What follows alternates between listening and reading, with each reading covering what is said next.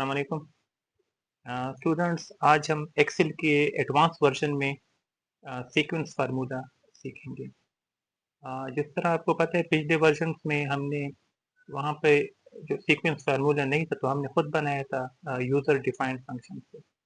अभी चूंकि ये हमारे पास एडवांस वर्जन है तो इसमें ऑलरेडी है, तो इसमें हम आज सीक्वेंस फार्मूला सीखेंगे। अच्छा, सीक्वेंस फार्मूला पहले हमारे पास नंबर में है। नंबर मीन्स जो न्यूमेरिक है उसमें, तो इस इक्वल टू सीक्वेंस। सीक्वेंस के बाद पहला है रोज, तो ये तो हमें रोज में चाहिए, तो इसमें हम दे देते हैं 10। 10 के बाद इसमें कॉलम्स हैं। कॉलम्स हमें नहीं चाहिए तो कॉलम हम खाली छोड़ देते हैं। इसके बाद है स्टार्ट। स्टार्ट हम इसे कह देते हैं कि 1 से स्टार्ट करे, तो 1 से स्टार्ट कर दिया। ये अभी पूछ रहे हैं स्टेप, स्टेप बाय स्टेप कितना कितना स्टेप ले, तो हमने इसको दे दिया है 1, और ये इंटर, ब्रैकेट बंद, इंटर। ये देखिए हमने इसे 1 से 10 तक कहा था, उसने 1 से 10 तक हमारे पास इधर आ गया, और सारा एक एक 1 से स्टार्ट हुआ है, 1 1 स्टेप बढ़ाती हुई ये 10 तक चलेगी। ये देखें इधर अगर हम सिर्फ इस इक्वल टू सीक्वेंस और सिर्फ 10 भी दे दें और ब्रैकेट क्लोज कर लें, फिर भी ये सेम यही 10 है। देखें इस इक्वल टू सीक्वेंस 15 कर दिए, एंटर। देखें ये 15 तक आ गया। अभी बाय डिफ़ॉल्ट जब हमने इसको 15 दे दिए, तो इसने सिर्फ जो रोज़ है, रोज़ में इसने ले लिया 15, कॉलम इसने खुद खाली छोड़ दिए, स्टार्ट इसने खुद 1 से ले लिया, और स्टेप वाइज इसने खुद 1 1 का स्टेप लिया। इस तरह अगर हम इसको कह दें कि इस इक्वल टू सीक्वेंस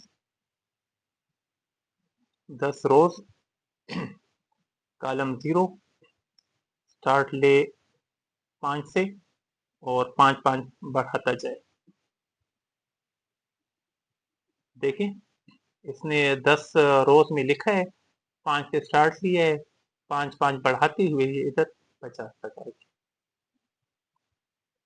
तो ये सीक्वेंस नंबर और रोज के लिहाज से ये है।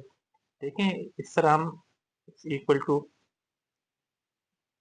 सीक्वेंस 26 हमने इधर लिखा हुआ है, तो हम 26 कर देते हैं, एंटर। तो जितने हमने रो सेलेक्ट किए हैं 26 तक, ये सारे आ गए। ये 26 तक इसलिए सेलेक्ट किए हैं ताकि जो अल्फ़ाबेट हैं वो उसमें, चूँकि ये 26 हैं, तो उसके मुताबिक हमने इधर 26 किए कि इसके मुताबिक सारे आ जाए। अच्छा, ये तो हो गया न्यूमेरिक का। Alphabet ABC। अभी देखें इसमें है कैरेक्टर। ये बड़े वाला जो ए है इसका कैरेक्टर 65 है, तो इधर हम दे देते हैं इक्वल टू कैरेक्टर। कैरेक्टर में फिर है सीक्वेंस। सीक्वेंस में हमने इसे कह दिया 26 कामा,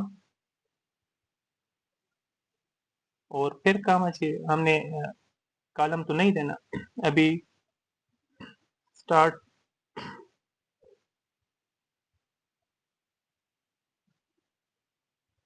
65। तो देखें ये हमारे पास ए से लेकर जेड तक सारा कैपिटल में है। अच्छा, इधर हम लिख लेते हैं जो कैपिटल नहीं है स्मॉल में, इक्वल टू करेक्टर, फिर सीक्वेंस, सीक्वेंस 26 रोज हम दे दिए हमने, कॉलम खाली छोड़ के। फिर हम सर दे देते हैं 97। स्मॉल जो ए है वो 97 से शुरू होता है और 26 तक भी ये बढ़ाता जाएगा। क्लोज। देखें अभी ये ए से स्टार्ट लेकर जेड तक स्मॉल अल्फाबेट आ गया। इसी तरह हमारे पास है Roman, is equal to Roman sequence 26। देखें ये 26 तक सारा रोमन भी आ गया, 26 तक न्यूमेरिक भी आ गया, अल्फाबेट भी आ गया और रोमन भी आ गया। तो ये हमारा रोज के हिसाब से था। तो रोज के हिसाब मतलब रोज ज़्यादा है और कॉलम एक ही कॉलम है। तो इधर हम अभी कॉलम्स के लिहाज से भी कर लेते हैं। कॉलम्स के लिहाज से किस तरह करेंगे, इधर अब देखें, इज इक्वल टू सीक्वेंस। अभी जो रो है रो हम खाली छोड़ देंगे, कामा, कॉलम्स हम लिख लेंगे 26 और ब्रैकेट क्लोज। तो देखें ये 26 तक आ गया। इसमें भी हम इस तरह कर सकते हैं कि कहाँ से स्टार्ट, कहाँ से लेना है, स्टेप कितनी कितनी बढ़ानी है, लेकिन हमने उधर कर लिया। अच्छा, इसके बाद अल्फाबेट है कैपिटल में, इक्वल टू करेक्टर सीक्वेंस। अच्छा, रोज में तो नहीं, ये तो कॉलम्स में है, तो रोज हम खाली छोड़ देते हैं। और इधर हम लिख लेते हैं 26 और 65। एक ब्रैकेट जो करेक्टर है उसके लिए क्लोज करेंगे, एक ब्रैकेट सीक्वेंस का है क्लोज कर लेंगे। तो देखें ये उधर तक ए से लेकर जेड तक कैपिटल आ गए। इसी तरह इस इक्वल टू स्मॉल के लिए करेक्टर, फिर है सीक्वेंस। रोज हमने नहीं देने तो रोज हम खाली छोड़ देंगे।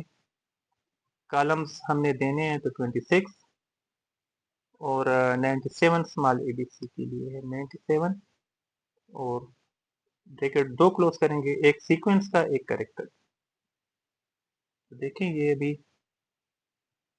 ये इधर आ गए। अच्छा, इसके बाद है रोमन।